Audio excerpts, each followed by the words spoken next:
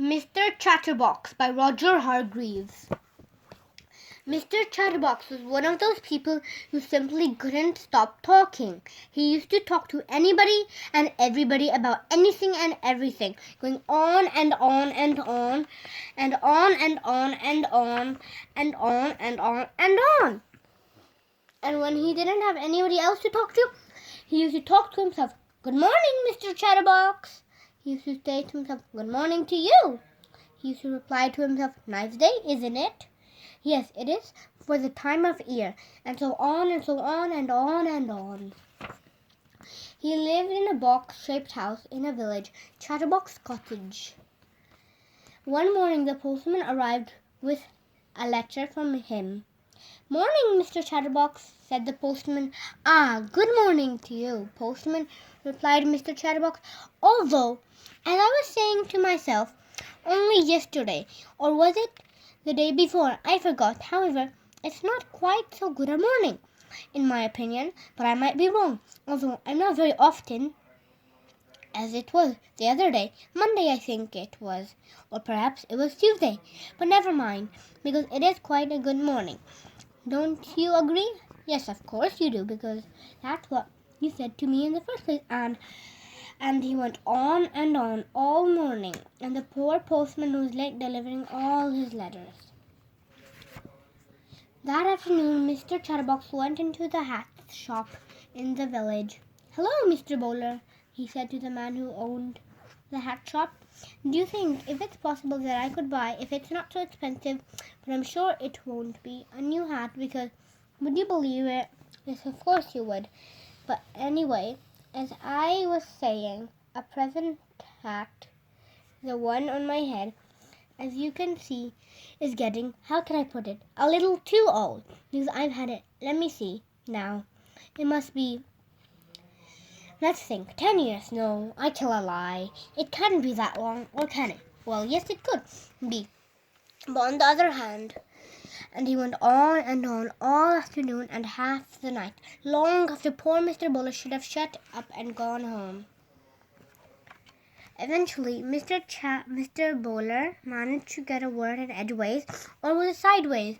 He promised to order a new hat for Mr. Chatterbox. Then he pushed Mr. Chatterbox out of his shop, still talking, of course, and went home for his supper, which was cold, of course, because Mrs. Bowler had cooked it for him hours ago. And while he ate, he thought. Exactly 1 week later, the new hat from Mr. Chatterbox arrived in a smart red hat box. The postman delivered it to Mr. Bowler's shop. "At last," said Mr. Bowler, heaving a sigh of relief.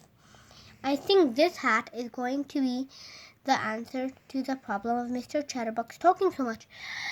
"I wish it could be," said the postman. "But how can it?"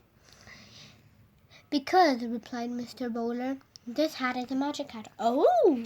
replied the postman, who didn't quite understand.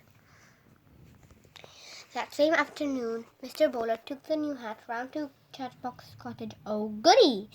said Mr. Chatterbox, seizing the hat box and opening it. "It's my new hat, my lovely new hat. I couldn't wait for it to arrive. In fact, I got up early this morning because, aren't I silly? I just knew. I don't know how, but I really knew. You know that today would be the day. I don't know how. I knew, but I knew, and it is. And here's my hat, and oh, isn't it beautiful? I can't wait to try it on. Oh, I hope it suits me. Do you think it will?" "Yes, of course you do. And why don't you try it on?" said Mr. Bowler, grinning.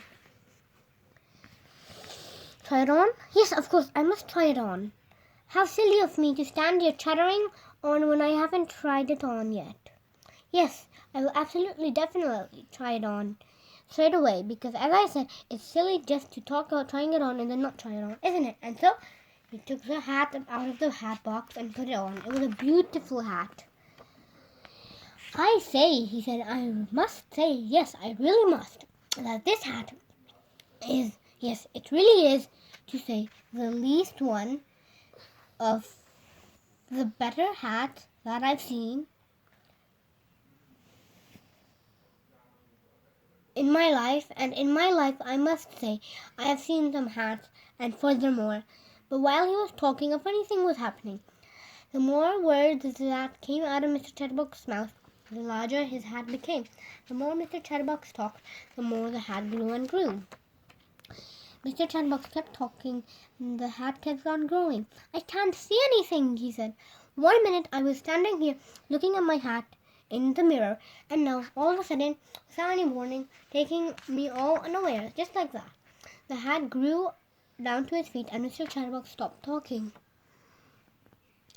And as soon as he stopped talking, the hat grew smaller and smaller until it was the same size as when he'd first tried it on.